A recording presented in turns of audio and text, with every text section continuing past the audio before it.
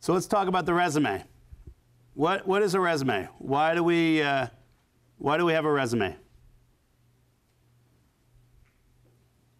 What's the purpose of a resume? Anyone? Anyone? Marty, what's the purpose of a resume? To market ourselves, right? Exactly. It's a marketing tool. It's a snapshot. It's a tease.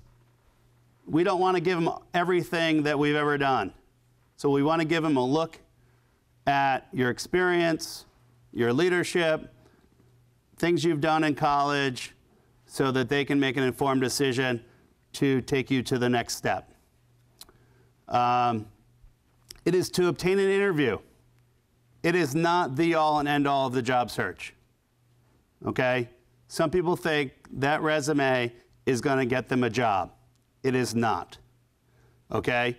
It is to get you an interview. It is for them to look at you for a candidate. Okay? So the interview is what gets you the job. The resume gets you to the interview, gets your foot in the door. Okay? So if you think about it that way, you'll be fine. But if you think about the resume is the only part of the job search, that is a fallacy. It's not an art project.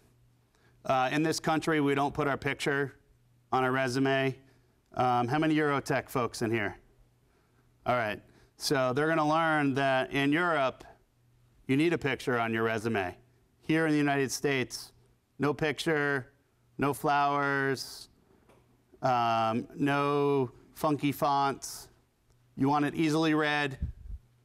You want it concise. You want it so they're going to use it to pass it on to hiring managers. And overall, we want it to be clean and clear. So we want to make sure that our resume is organized, it's neat, error-free, all those sorts of things. Because if it's not, what does it say about you? You just threw it together last night and passed in nothing that is of substance. All right, resume, overall presentation. Needs to be easy to read. Font size, as recruiters get older, they can't see quite as well.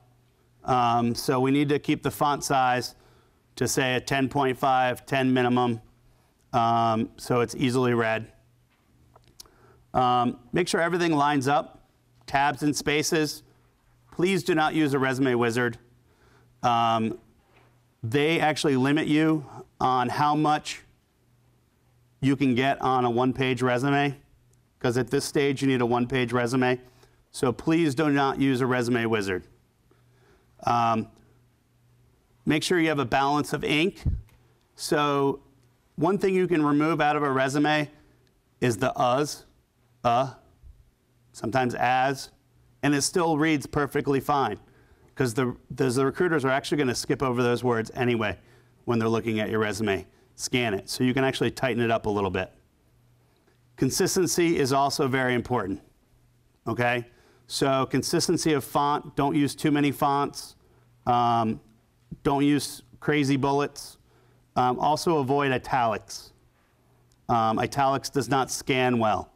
So when they're scanning your resume in, because they're going to upload it into a system, a searchable database, that most important word that you put in italics will come out as gobbledygook. So the most important word that you want to present to them, they can't read.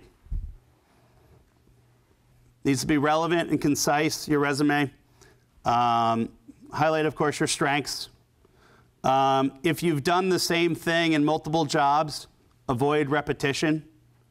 Figure out some other skills and things that you've done so that you can highlight other skills in different jobs.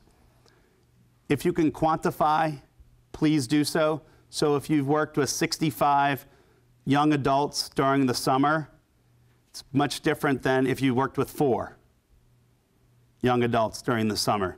So quantify. Do not stretch the truth, okay? They will figure it out real fast. Like I've had students that have put on their resume, American Society of Civil Engineers, and they go, oh, tell me about what you're doing with American Society of Civil Engineers. Oh, I just paid my $10 dues. How does that sound to a recruiter? So make sure that you're putting things on that are truthful, that you're active, that you're participating in, and all things will take care of itself. Also, when you're doing your bullets, make sure you use action verbs. Really critical, really important. And there's some action verbs I want you to avoid. So if you take out that packet that you have, there's two that I want you to avoid. One is worked. What does worked really say for an action verb? Not a heck of a lot. And the other one is assisted. So avoid those two when you're doing your bullet points, your action verbs. And also, there's lots of acronyms in engineering. Most times, the first read of your resume is not going to be an engineer. I can guarantee it. It will be a human resources person. And she or he will not know what that acronym means. Okay? So make sure you spell out your acronym. If you use it over again in your resume, then you can use your acronym. But spell it out first. Also, invest in resume paper. It sounds funny, but that paper can make a difference because it actually makes the words pop off the paper.